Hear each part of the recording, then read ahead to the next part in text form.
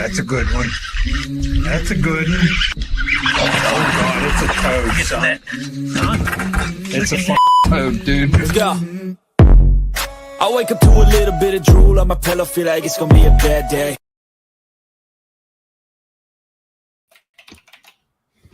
What?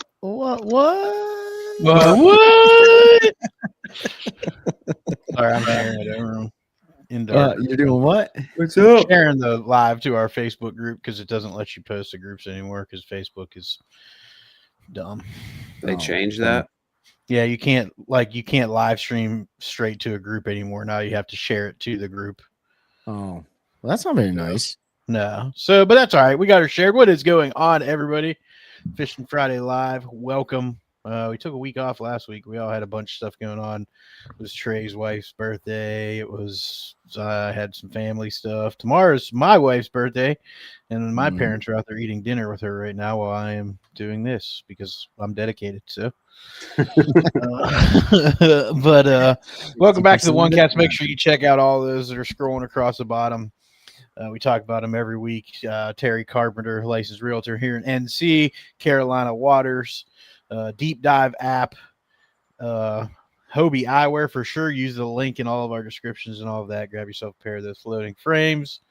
One Cast Fishing, get you some snagless jigs, long neck hooks, weedless nets, all the soft plastics. Codes are the One Cast for most stuff. Hobie Eyewear, use the link. And Terry Carpenter, just tell him we sent you.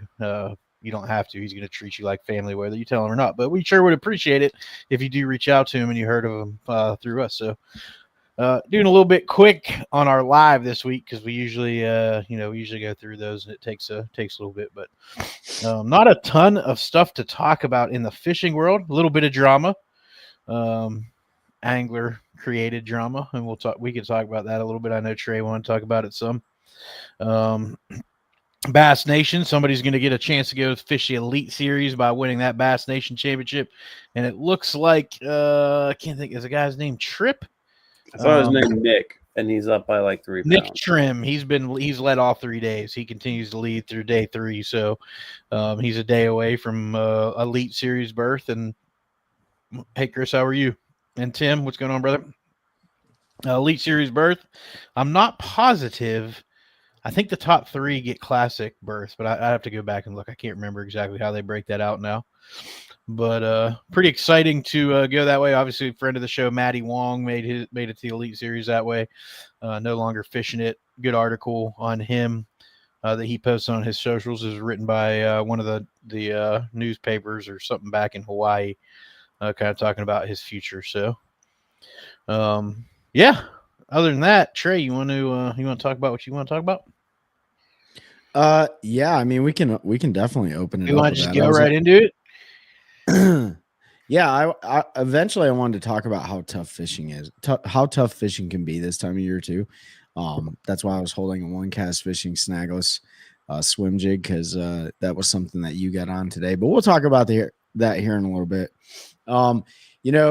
This is we get a lot of the fishing world, the world in general gets a lot of noise, man. And the fishing world's no stranger to that. It's a small community.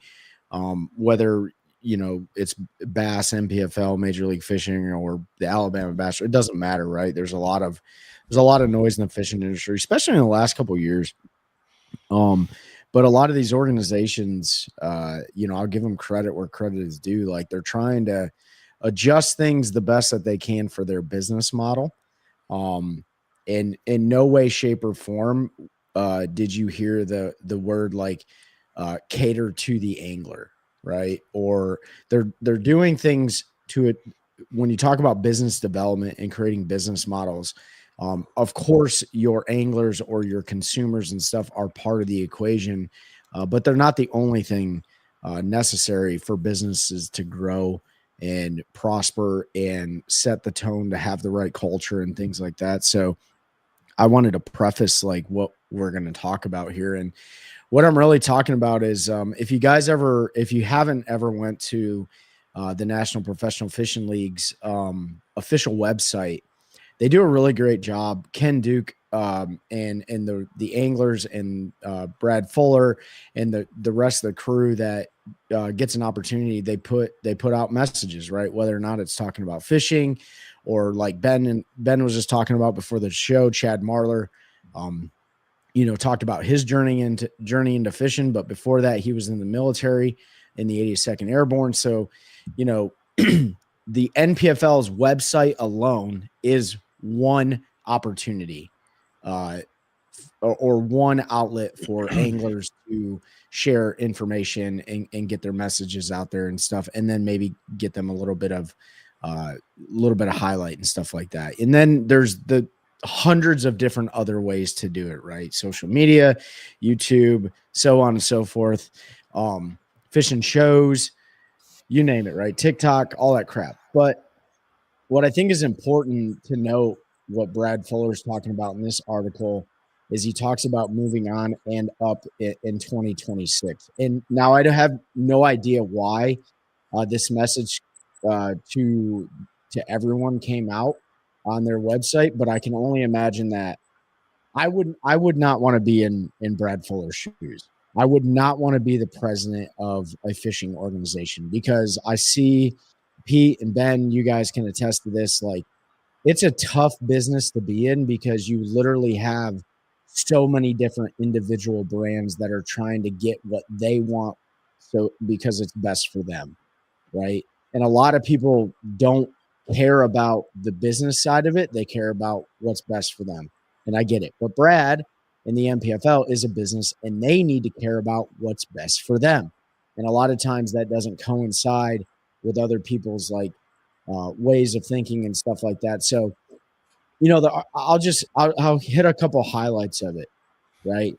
And the article goes to say, it's funny how often words get tossed around, usually by the same folks who seem to forget what it actually means. They'll preach sunshine, they'll preach that positivity and yada, yada, yada, but then they'll do the exact opposite, and they will drag people through the mud and so on and so forth. And the article goes on to say, and quote, "Let me be clear, we do not owe anyone a job, right? We do not owe anyone a spotlight. We don't owe them a platform. They bring on people who show up, do their job, and add value, right? So that's a good business model, because he's not saying everyone's entitled to everything, right? It's either you do well and you get recognized for it, or you don't do well, and that's on you, right? Because at the end of the day, you're gambling on yourself, and if you do well, then that makes the NPFL look good, and it makes you look good, and they're going to give you coverage for it, and they're going to give you opportunities to publish articles and so on and so forth. And if you don't, then you don't, right? And so I think it's important for the greater audience to understand, especially anglers, right? Like, anglers just want. And I get it, because it's expensive. But at the end of the day, nobody owes you nothing. They don't owe you anything. You literally made the choice to be there, and you can take your business somewhere else if you don't like it. The last thing I'll say on that is opportunities. They can only create so many opportunities for you, right? Because everything costs money. So that's, if a camera's in your boat, that means you're doing well.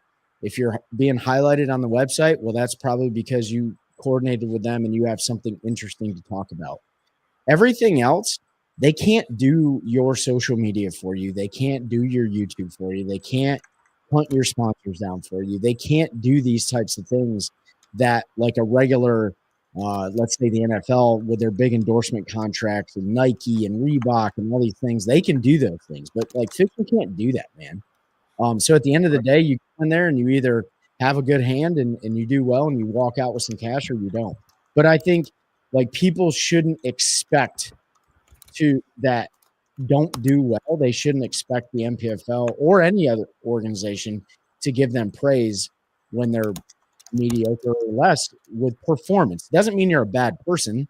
Doesn't mean that they don't like you. It just means the return on investment for them to highlight you isn't there compared to somebody that either wins or top 10 all the time and stuff like that. So I just wanted to bring that up because, man, you see it here at the local level, you see it at the regional level, you see it at the national level, and it's like, and we're not on the inside of it. So I'm just providing my perspective on the way that I interpreted the article, but it's very like just down and dirty, clear and concise and candid. Hey, do well, we got you. Don't do well, we still got you, but we're not going to highlight you. We don't owe you anything. You chose to be here. And that's all I'll say. Yeah, I mean, I don't have a lot to add. I fully agree with you. Like, I thought it was a straightforward statement. I think it's one that more leagues need to make, probably. And nothing against any of the anglers. We have plenty of friends that do this and fish for, fish the bigger circuits. And it's a hard pill to swallow, I think, when you're paying that kind of money. But it's the reality of it. Like, you're not owed anything other than the ability. I shouldn't even say ability, the opportunity to compete. When you pay your entry fee, you're provided an opportunity to compete within that organization. And I know sometimes words get mixed and things are said and they're interpreted one way, and maybe not meant that way. But at the end of the day, the only thing you're guaranteed when you pay an entry fee is the opportunity to fish. And if you want these leagues, no matter what it is, to highlight you, then you've got to provide a product that is worth highlighting. Mm-hmm. And just showing up and fishing may not be worth the highlight. And again, that's a hard thing to swallow. And I don't think I could go out there. I'm not saying I can go out there and compete or do any better than anybody, but at the end of the day, they gotta promote what is selling, and catching fish and winning tournaments and doing well is what sells in tournament bass fishing. Again, it's tough to hear, but I know there was a lot of hurt feelings, and we had talked about it internally and thought it was a good opportunity to kind of discuss our thoughts on it. And there's a lot of podcasts I'm sure going to talk about it, but the last thing I'll say on it is, from the angler side, man, like, it doesn't matter what anybody thinks about you. Like, if Pete and Ben don't like me, but we're in business together, we're gonna do our business, right? Doesn't mean we have to hang out on the weekends. Doesn't mean they need to invite me over for dinner, or I get upset if they don't. Like, at the end of the day, if you're fishing for an organization and you don't like what somebody says, then you don't have to fish there, or it doesn't really matter, because at the end of the day, like, even if you don't like the article that's being published, if you're still willing to bet on yourself, like, separate the emotions from the equation. Just go out there and objectively fish. And if you do well, you do well. They can't, nothing's going to stop you from not getting a check if you place within check range. You know what I mean? So people just get so wrapped around feelings and emotion. And it's like, you do realize that, like, emotions don't make money. Good business decisions make money. And that if that results in you just having nothing more than a transactional relationship, then that's fine. But if it develops into a friendship or something later on, cool. That's always an added bonus. But, like, I wouldn't expect, if I go fish bass, right? Let's just say I go fish bass and they say, hey, we don't owe you anything. I'll be like, yep, you're right. You don't owe me crap. I volunteered to be here. Right. And if I win, I win. And if I don't, I don't. I'm not mad at them. It's my responsibility. You know what I mean? So anyways, enough on that. Yep. Ben, you want to add anything? No, well, not on that, but kind of, I guess, maybe along the same lines that you guys started, something we brought up the other day. I don't think there's been any official word put out by Bass, but pretty strong rumors out that they're going to prevent anglers from doing their own private live streams. So I know Zaldane does it. Matty Robinson does it. A couple of other guys do it. Someone rigged up Starlinks last year so they could stream, the whole time, because there's only so many boats, camera boats, at any given time, or I guess cameras for the boats. And of course, that's caused some angler frustrations too. But I don't know what you guys think about them banning the personal live stream. I mean, I think I forgot Ben wasn't here last Fishing Friday Live when we talked about this. So, yeah, go ahead, Pete. We can give our quick opinions, and then we'll let Ben give his. So my opinion, Ben, and we had some. You can ask a question, Chris. We'll get to it as soon as we can.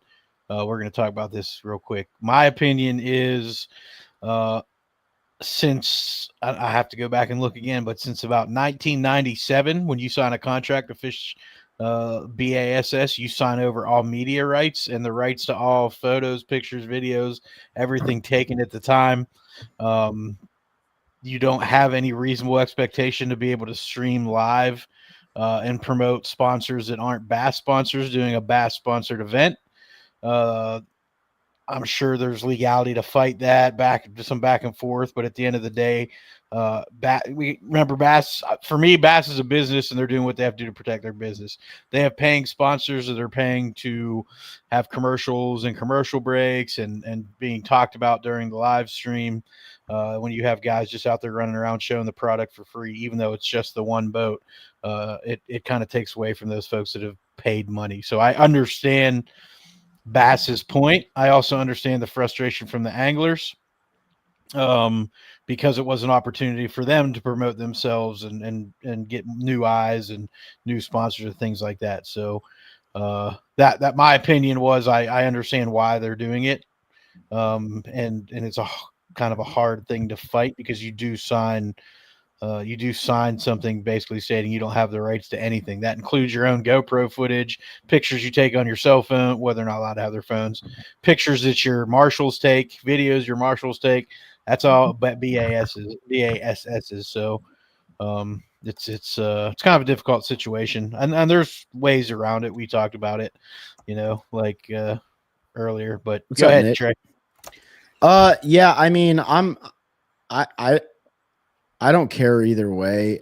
I think that I think it was a great effort on the anglers that actually did it, because we all know that there's a lot of anglers that lack in the realm of marketing and social media, and they have only themselves to blame for that. So I definitely give kudos to like Zaldane and Matt Robertson and all those guys that maybe those guys can't afford like a camera crew to like go around with them and like create those really cool products on the backside, like Polyneck and Scott Martin and stuff like that. So they maybe took a different approach to it. Like, hey, I want to get personal with it and let my audience ride with me for the day. So I think that was a great way to get creative. It does suck that they can't do it. But I also understand why it could be a conflict of interest, or it is a conflict of interest for Bass. I mean, it's like going into a movie theater and recording a movie on your phone. You're not supposed to do that. Apparently I never do that, but anyways, so yeah, it does suck. I'm curious to see if, their ABP, their angler board or whatever it is, maybe puts that up for debate with Bass at some point. But at the end of the day, like, Bass does give you an opportunity to promote those sponsors. They give you the opportunity on stage. They give you the opportunity, during conversations. I mean, Mercer has a podcast that he always has all those Elite Series anglers on. Not that that's affiliated with Bass. He does Mercer in the morning. So there's a lot of opportunities for those guys to do that. It just, it does suck for them, but I also see why Bass is doing it. That's my opinion. What do you think, Ben? So I think it's what's particularly interesting is that the 2025 angler agreement allowed anglers to live stream. It's explicitly in there, unless they have an official camera boat. Okay. I mean, not camera boat. An official camera in the boat. It actually says during the tournament series, the right to create, use, and publish angler created materials, such as still photos and videos shot by the angler, solely on the angler's website and social media channels. Angler may also live stream during a tournament, except when Bassmaster Live has a camera in the angler's boat. Bass reserves the right to revoke this permission anytime in his discretion, right? They have that in there. There you go. In such event, anglers should probably cease from live streaming. So, I think, so I guess my opinion on this is there's a reason why Bass is doing this. Sure. All their great numbers that they were touting earlier in the year, I think, are Fugazi. Fugazi. They're not really, they weren't as good as we thought. Yeah. Because Zaldane and I think one live stream that I think he had like 40,000 views on for one of the tournaments. So that's a lot of eyeballs that are not going on Bass's official channels, which means less eyeballs, less advertising dollars. So yeah, it totally makes sense from a business perspective.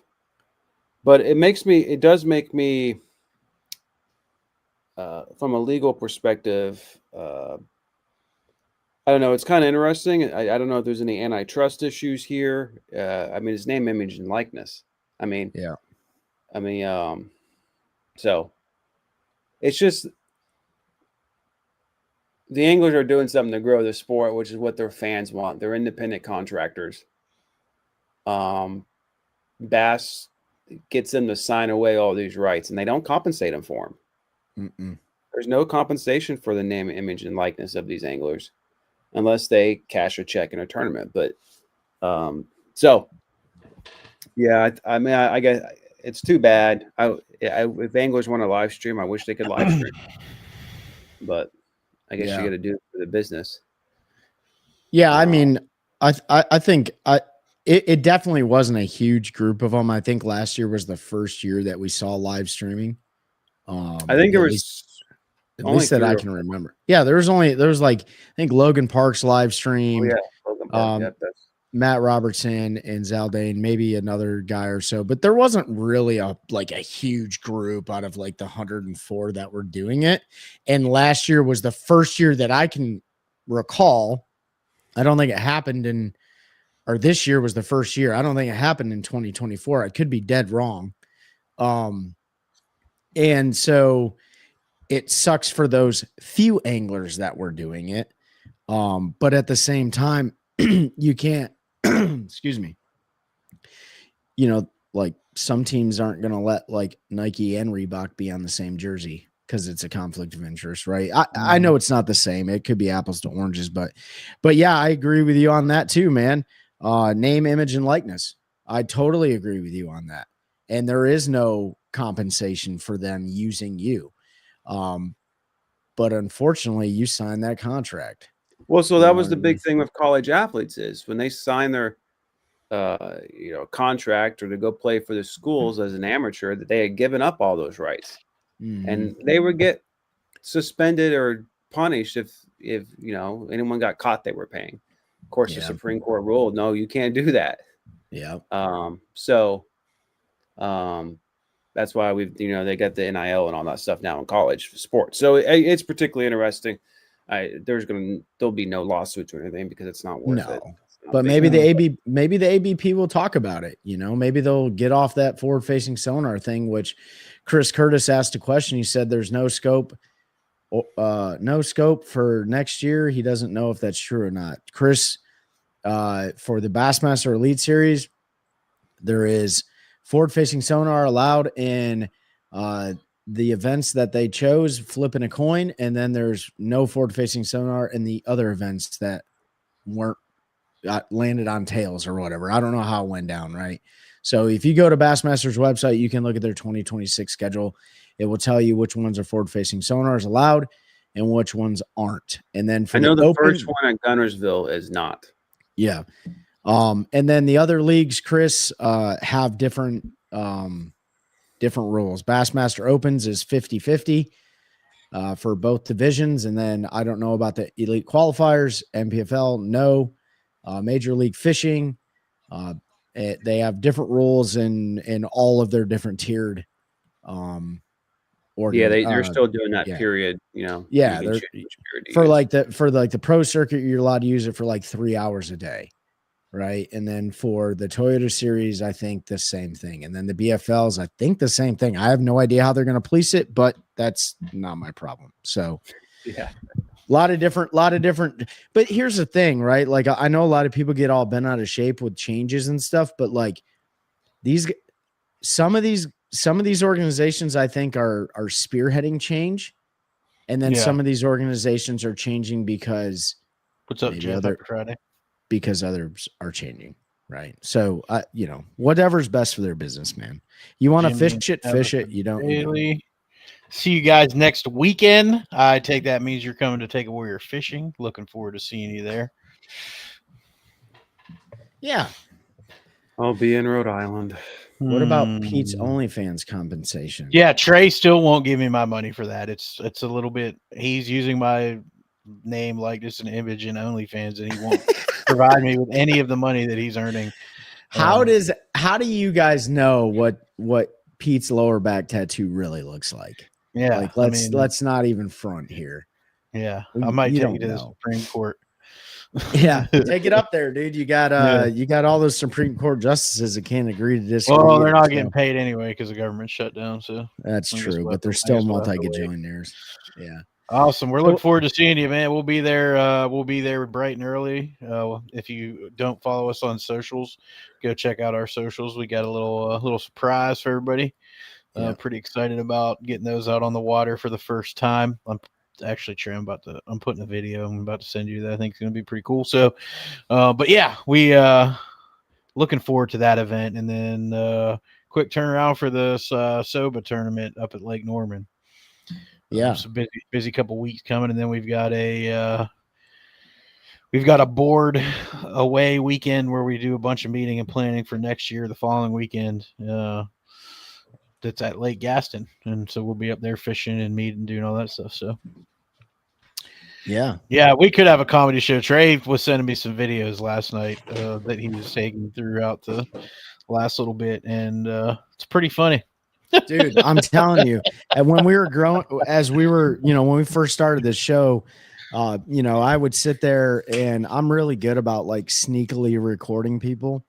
And so the one video, Ben, I'll send it to you. One video of Pete is when he's sitting here by himself. I think you're over there and I'm sitting right here, and I'm secretly recording him, and he's trying to do the sponsor plugs. And he's like, he does the sponsor plugs fine, but there's some really like funny stuff at the very end. So it would be funny to compile like all those videos and stuff. Remember the one like I'm beeping Warm Boys? That one was pretty funny. Mm-hmm. So yeah, it's been fun, man. Like we still have a lot of fun, but in the nascent stages of the show, man, we were all trying to figure it out, and we're still trying to figure it out, but we don't have any issues, in my opinion, speaking to the group. So one more week. Ha! Who said that? Brad? Is that Brad? Brad said one more week. I can't talk. I'm not going to talk on that right now. I appreciate it, Brad. And, Trey's talking about this whole bottom line up front. Yeah. He was told more than 1 week.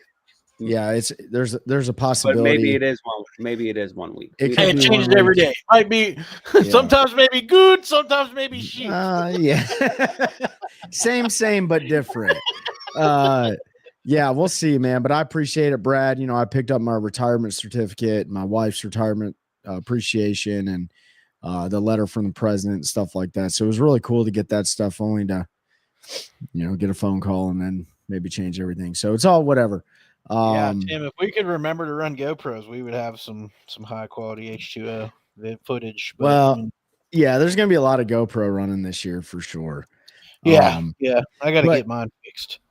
You talked about getting out on the water today, which I'm sitting here looking at a swim jig and stuff like that. I kind of wanted to talk. We talked fall fishing and how good it can be. We also talk about how bad it can or tough, but it can be really, really tough. And we went out for a few hours today just to just to get the boats, burn some gas, make sure everything was working properly, take some videos and stuff like that. And man, it was tough. Like that's, hey mom from Kalamazoo. It was super, super tough. And the water there, turned over? yeah, the water has, I believe it has. But here's the thing to remember about fall fishing. It is awesome. Like it is awesome. However, you need to realize that there will be days in the fall that are absolutely brutal. And one of the reasons that I think that is, well, I know why it is because the fish can go anywhere. They can literally go anywhere. The thermocline, we talked about it before, is gone, and oxygen's evenly dispersed throughout the water, and bait's moving around, and pressure's still on the lake a little bit, and it's just one of those times a year where you got to stay on the move. And there was actually a pretty cool article.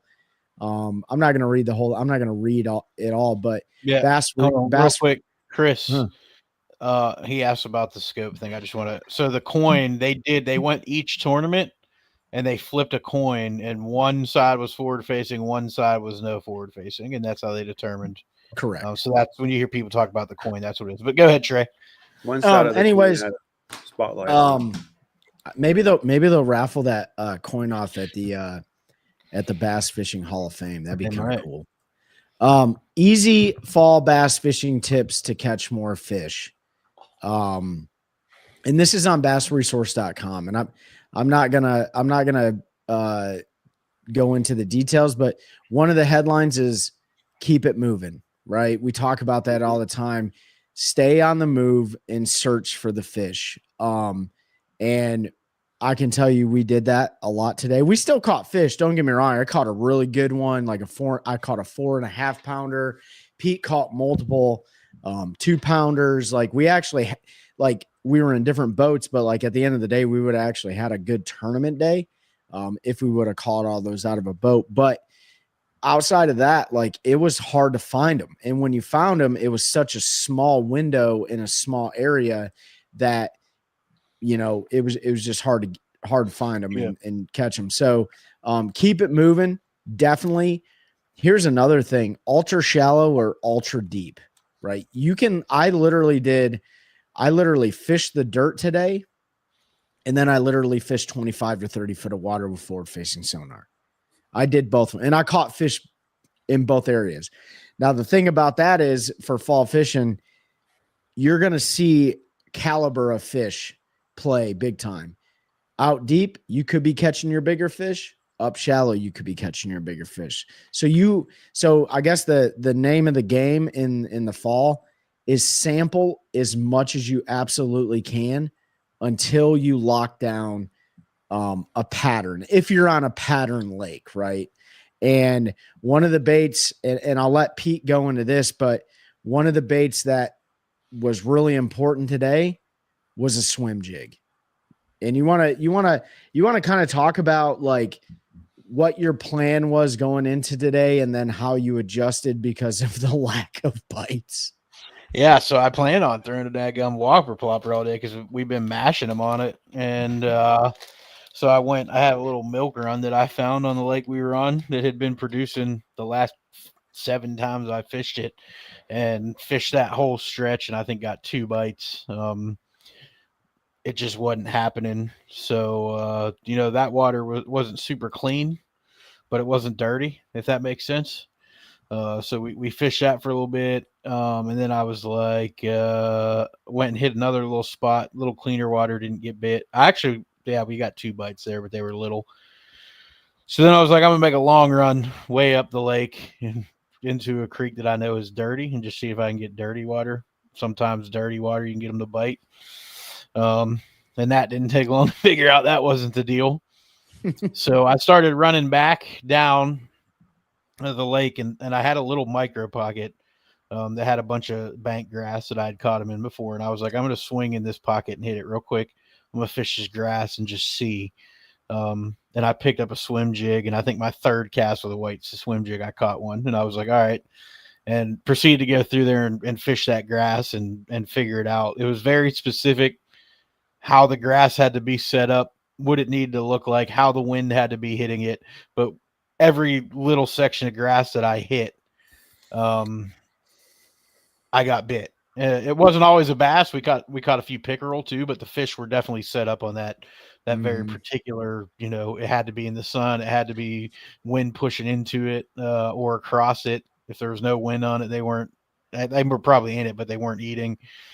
Had to be a white swim jig. You had to get it to come through the grass the right way. If it was getting hung up and stuff, they didn't want to eat it, like popping off the grass. It was pretty specific. But once I figured it out, like it was later in the day, we ran it and were able to put some fish in the boat. So that was good. And then Trey, you were kind of opposite with the old plopper. You landed on a stretch where they wanted to eat it.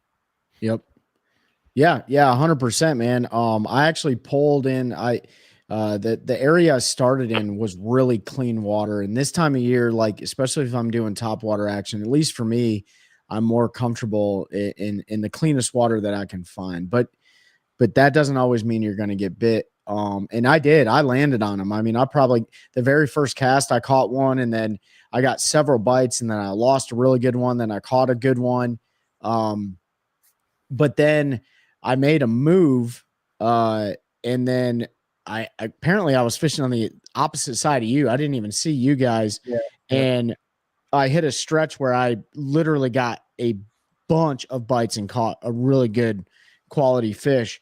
But that was short-lived. And my thoughts were after that was to try to replicate. So I wanted to go back and try to fish as absolute shallow as I could at the very backs of the pockets. And it just wasn't going down. It was very, like you said, with that grass deal, it was very specific area of the lake in the creek, like it, midway back type deal. But I thought you had a really good theory today. And this is, for the group, like if you're fishing, anytime you're fishing, I'm pretty confident what you're about to say is exactly what went down. It's really important. It's not only important to look at the weather for the day that you're going to go fishing, but it's important to take a look at maybe the last few days of weather. And you guys can do that on the Deep Dive app. So go get that subscription. You can rewind and see what the weather looked like maybe that week prior, because wind and water clarity, wind is a huge deal for bait movement, right? And so we figured out, Pete said it out loud. He was like, I think they're butting on this side of the lake because the last few days the wind has been coming from the opposite direction, pushing bait up there, and the fish just didn't leave. They stayed, even though the wind was the opposite for today, the bait was still there. It didn't push all the bait out of there. And so that was spot on. You could run that pattern on the lake and get bit.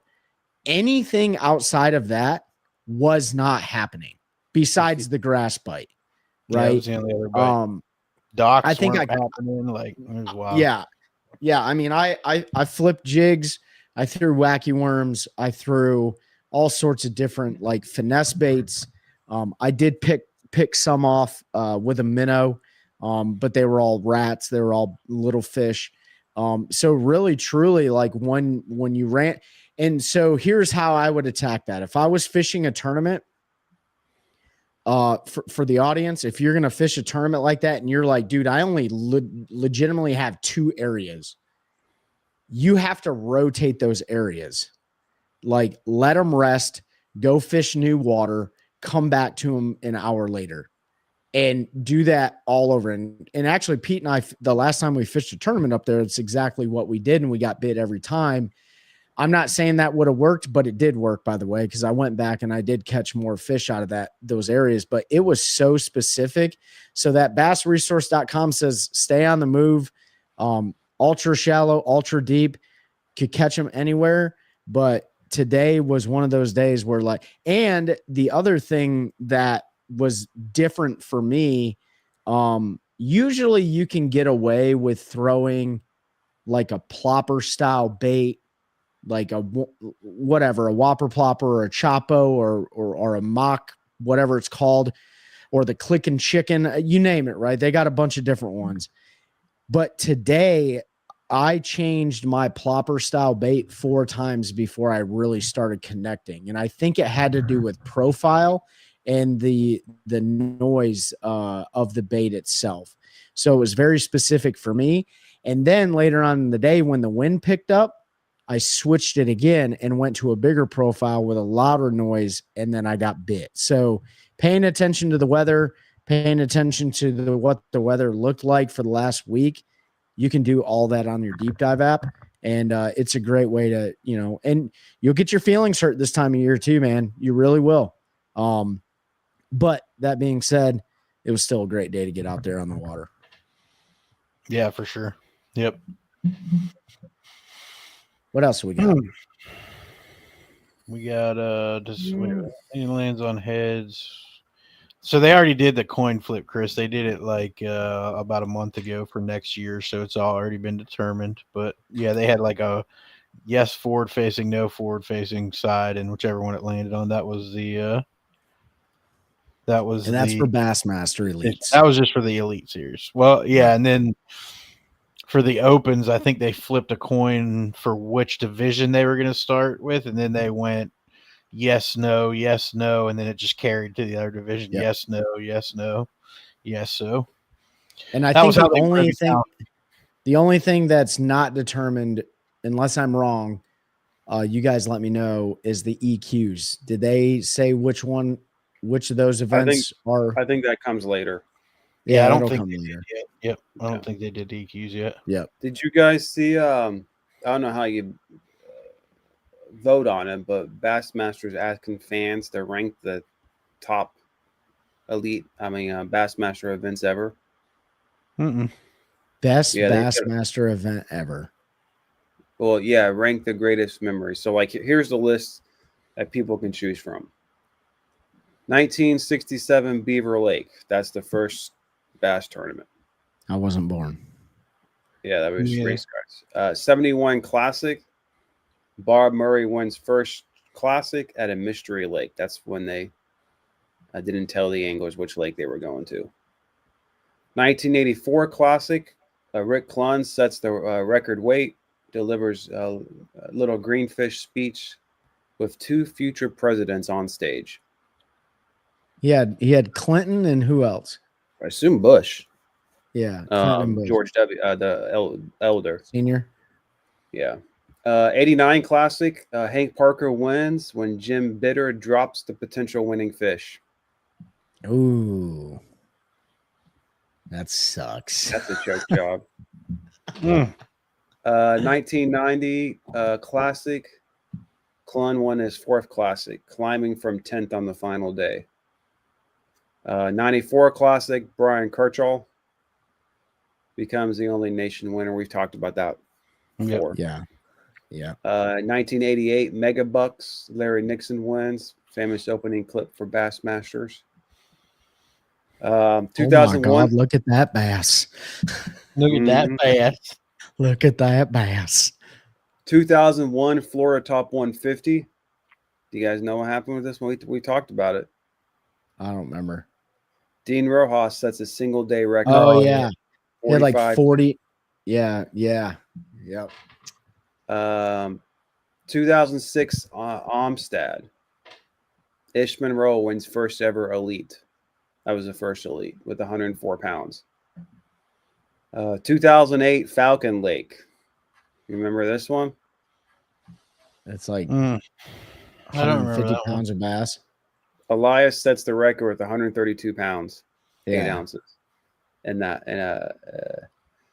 then okay, there's just a few more. 2014 Gunnersville Classic. Randy Howell comes back from 11th.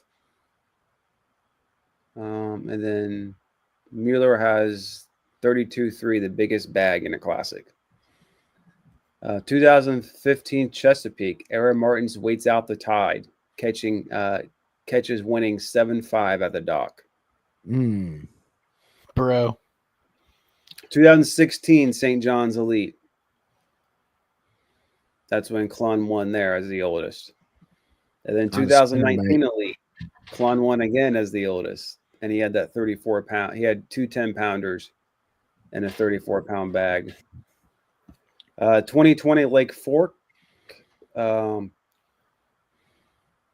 when Patrick Walters had the largest margin of victory. That didn't last. Yeah, it didn't last. Kyle Welcher, didn't he? Well, yeah, Oh, that's the yeah, last one on here. 2025 is Pass the Tank. Welcher wins by 45 Yeah. pounds. Yeah. Bro. And so just the other 3 that are in 2022 St. Lawrence Elite, that's when Jay was the youngest win. He was the first ever all smallmouth century belt. 2000 last year, 2024 Fork, when McKinney was just a pound and a half shy of an all-time weight, and all 10 of the got century belts.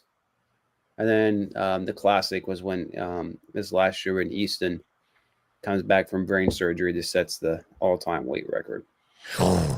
Bro, There's I just Go went ahead. back and looked at. I just for curiosity, I went back. Oh, and looked at that 2008 on Falcon. I missed one. I missed the 2000 Louisiana Delta Classic. That was Ike one. No, Wasn't Kevin Van Dam sets the Classic weight record. Oh, that's right. But anyway, I went back and looked at the Falcon Lake from 08 where he caught that 130.32.8. Mm-hmm. You know what second place had? I don't remember.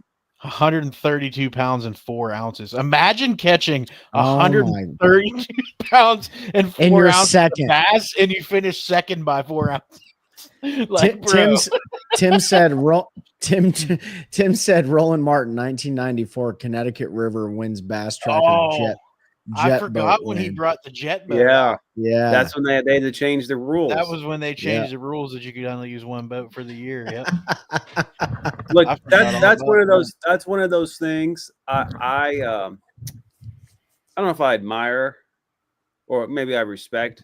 Like we've talked about, there's a fine line in like blatantly cheating with the rules, like getting information and buying waypoints and stuff, and then being like, well, this isn't. It doesn't say I can't change boats. Yeah. So, Yeah. and that was kind of the debate with the Poche when he jumped the little dam there down at Fork or whatever So- it was. All right. Top 12 at that fork or that that was back when Falcon was really the top 12 had century belts. 10-4, Just Tim. insane. All right, so since you brought all those up, Ben, I'm gonna ask you, and you don't have to pick any of those, by the way. But if you were gonna pick just the Bassmaster Elite Series, in your opinion, and what do you think is the coolest, most memorable tournament that you watched? That I've watched. Yeah, because I mean, none of us were born before '84. And look, none of us So- actually watched anything before live stream. So like, No. let's be, but that we remember. I guess that we remember. I mean, that 2019 Clun one was pretty. St. That's John's the one. River. Let's see here. Is that the? Yeah, I got it. I got the signed magazine. Oh, there you go. Yeah, That's freaking awesome, dude. I didn't know you had that. yeah. I got that one that he signed for me. He signed. I guess he signed. I guess they used to do baseball cards I like the baseball cards. I think those are so cool, man. or whatever this is. 1991. And then I guess I never really ever shown this one off. But that's when he caught a 6-pounder in a tournament on one of my jigs, the old school Oh, jigs. that's sweet. Yeah, he had never stopped to take a picture during the tournament, but he did for that one. That's But super awesome. That was it might have been a Bassmaster Open. It wasn't an elite event. It was early in the year before they started. So I don't. What was he throwing? Was he throwing green pumpkin or blue oyster cult or what? No, that was the what did I call that? It was that Carolina brown Nighthawk? one. Oh, the craw? What did I call that? I don't know. I know which one. Is it the brown with the orange? Yeah, I've got some right here. The Bourbon Street Craw. That was it. Bourbon Street craw. Yeah, I don't know if you guys Clun. That you should put that up on the Clun. Put at least one up there so you know exactly what jig, because obviously he probably still has the jig. But that's freaking awesome. Yeah, I never really said or anything that talked to. You should have said, "Give me that jig back." I know. Well, like I'd never put anything on social media or like used it for any advertising, anything, because he has his sponsors and stuff. Yeah. But he's retired now, so maybe I should take that picture. Hit him up and be like, "I want my jig back, dude." Set it up at the expos and all. Yeah. So Pete, okay, so you're going 2019 St. John's River, right? Yeah, that's spinnerbait action. Pete, what's your a big part of that one is because he caught those 34 pounds on like day 3 or something. Yeah, it was a great tournament. If you guys haven't seen it, you can go back and watch it on Bassmaster and their YouTube channel. I think pretty confident it's on there. I know you can at least watch the replay. Yeah, you can. So, Pete, it doesn't, like I said, it doesn't have to be one of those on that list. I mean, what would you consider like maybe your favorite tournament that you either witnessed or there was? Yeah, my favorite one was the 2005 Bassmaster Classic on the Three Rivers of Pittsburgh, where I was growing up. Got to go as a kid. Kevin Van Dam won with a whopping 5 days or 3 day total of 12 pounds and 15 ounces. Averaged 4 pounds a day over 3 days to capture that. Couple things there, him and Aaron battled it out, which was super cool to see. I always respected those guys as a kid growing up. And then just to have them in the hometown. What sucked was we had like 1,000-year flood the fall before that because of a hurricane, and it completely changed that river system, and it wasn't a very good showing, and it sucks. I wish they would go back. Because 12 pounds now in a local tournament's not even gonna get you a check. So it sucks that it was what it was, but it was kind of one of those grinders like Trey loves. You had to be super finessey. I don't know what happened to the big fish when that occurred, but I don't know if it washed them all down, if it killed them.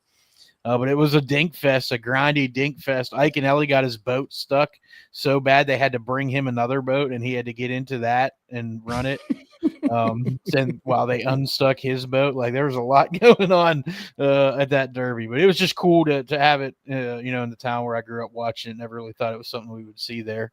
And then going into the Civic Arena, which is where the Penguins played, and doing the weigh-in in there and seeing, we were there when Van Dam won. My dad had just had surgery, something with his leg, so he was in a wheelchair. So they literally let us go to the handicap section. So we were literally at the stage basically when he won that, seeing the weigh-in and stuff. So that was super cool. So that one's obviously special to me. Wow, what a convenient time for your dad to hurt his leg.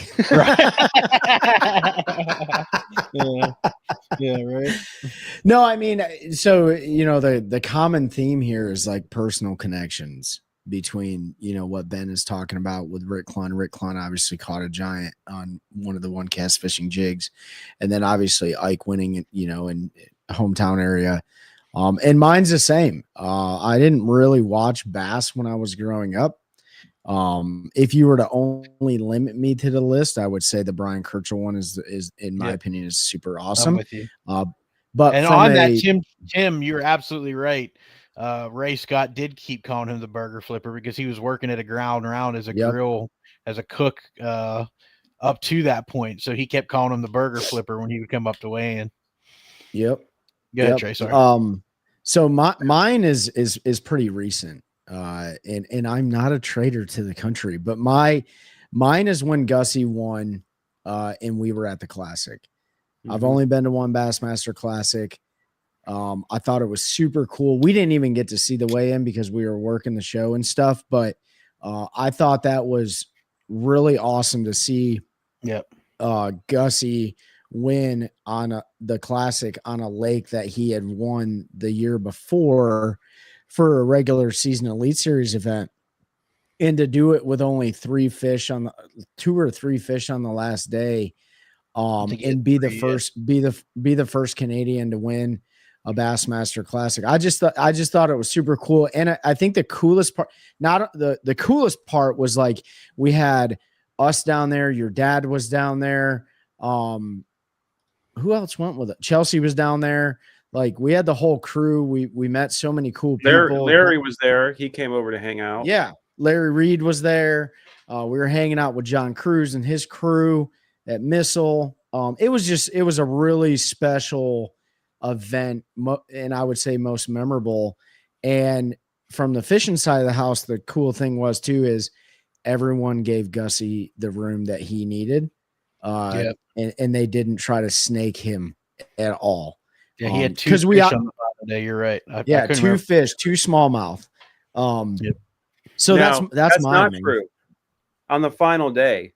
Oh, that's right. There was drama because after day, that's right. You're right. 2, on one of the days, I forget who it was too. I'm drawing a blank, but yeah, there was somebody, because Gussie was basically the only one really doing that, if I remember correctly. He was, and somebody did whole shark on and was sitting on his stuff when he got there, and I can't remember who it was. Yeah, I don't know. If one that I don't have any personal connection to that I've watched a few times is Lee Livesey's on his home lake when he catches that. Oh yeah, was it 40 pounds, the second biggest bag ever? No way. It's so cool because he's throwing big spoons and big baits, plugs, and he knows they're there, and it's all on live. So you're to be able to watch all that was I mean that Lee. I mean, it's crazy too because like everybody thinks like Lee's gonna win when he goes to Fork or at least be in contention. Well, the last 2 he literally has had his worst tournaments ever on that lake, but he's won on that lake so much. But I thought that was cool, Ben, what you're talking about. The last time I seen him when he won out there, like he had his boat tied off to one of the pieces of standing timber. Like he didn't have power poles down because it was too deep. He literally, I think he was running that ballistic boat or something. Yeah, I can't remember what he was running. Yep. And he literally had his rope wrapped around the tree multiple times, tied off to his cleat. I think he even had his trolling motor up, or maybe not. And he's bombing like a big old like plug and just catching it. Yeah, it was awesome, dude. That was super cool. That was cool. Like Jason Christie, cool when Christie won the Sabine and making those crazy long runs and just to get into a backwater area down there in I think he was in Louisiana or somebody has somebody won the Sabine over in Houston? Yeah, a long time ago. That's always a cool story too, because like you have to get out in Galveston Bay with your bass boat. I can't remember who it was, but somebody did win back in the day. There's been really cool victory. And obviously we're just talking about bass, but I mean, I'm sure there's really, I thought it was really cool this year when Defoe won up at the Potomac. That was really cool. If you guys haven't seen his YouTube video, or it might have been a Strike King series or something, I can't remember, but the way he won up there was super awesome. And it wasn't like exciting from like a moving bait perspective. He was catching them all on a freaking wacky worm pretty much, but like just the way that it unfolded for him was super awesome. So, but yeah, there's definitely some really cool tournaments out there. That's the stuff that I wish Bass would go behind. And like another one that I remember, where was it at? That I thought was a cool event. Yeah, 2018. I asked AI. The Cooper River at Charleston Harbor down in South Carolina. Because like those guys were making 100-mile-an-hour runs. 100-mile runs, yeah. Or more. Yeah, it was Cooper River, Wandoo River, Charleston Harbor. It was one of those that was pretty expansive. Tim brought this up. An odd win was Tim Horton ordering pizza. That was another good one. He literally was like, "I'm done for the day." Went back to the dock. That's always been my dream. On Yeah, That's Florida. right. been one of my favorites, dude. When he went back and ordered a pizza. You know what's funny though is he that tournament is like in all of our heads, because I can't tell you how many times we always say this, like, yeah, if we go out there and crack like 25 pounds, we're going back to the ramp and ordering pizza. You know, like he has become like a staple phrase in the tournament world. I can't. So many people say that. I'm just going to go back and order pizza. You know, so Somebody ordered that was pizza definitely this not year, one. too on one of the Texas tournaments. I don't think Now, they were. now you can DoorDash it. Yeah. DoorDash it to the ramp. I asked AI what their top 20 are. Yeah, we're at an hour, so we get wrapping up. I got my parents in town. Go spend some time with them. But you know, if you have any questions, post them up. We'll give it another minute. Ben, what did AI say number AI. one was at least? AI runs through. Oh, they did it. He ranked them. He did 1 through 20 based upon years. So, okay. number 1 was the first one. What are some big different ones? 75. There was a hurricane force winds hit the Currituck Sound. Let's see where some more Clun stuff. Mark Davis, smallmouth on Kentucky Lake. Hang on, I got to kick somebody out of my garage. Somebody's in Yeah, charge. we're going over too. They're almost the same. They've got Taku Ito's historic win on there. Oh yeah, that was a good one Flipping too. a 10-pounder. Yep. Taku's in the final 27 minutes caught 10 pounds of fish to clinch the classic. That was 2004. They got Jordan Lee's home state double, won back-to-back classics. His heavy 2021 Live Scope's game-changing debut. That's what gosh. Grok put up there as one of the top memories in over the last 20 whatever years. Yeah. Heck All yeah, right. dude. Well, hey, listen, I'm gonna get off here. I gotta fish a tournament tomorrow up at Bugs Island. Should be a grimy one. I'm gonna lock like one bait in my hand all day and see how we fare out. But it's definitely been fun talking about those memories. Head on over and see all those partners that are scrolling across the bottom of the screen, like we talked about. Holding the One Cast Fishing Snagless swim jig right here with a Nighthawk on it. It's a deadly combination. And appreciate everyone joining us. Ben, Pete, you got anything for the group? No, sir. Ben? Good to go. All right, Pete, sign us off here. Thanks everyone for joining us on this Fishing Friday Live. We hope you guys have a great weekend and help us to continue growing the culture of English, helping anglers one cast at a time. That's a good one. That's a good one. Oh God, it's a toad, son. It's a toad, dude. Yeah. I wake up to a little bit of drool on my pillow, feel like it's gonna be a bad day.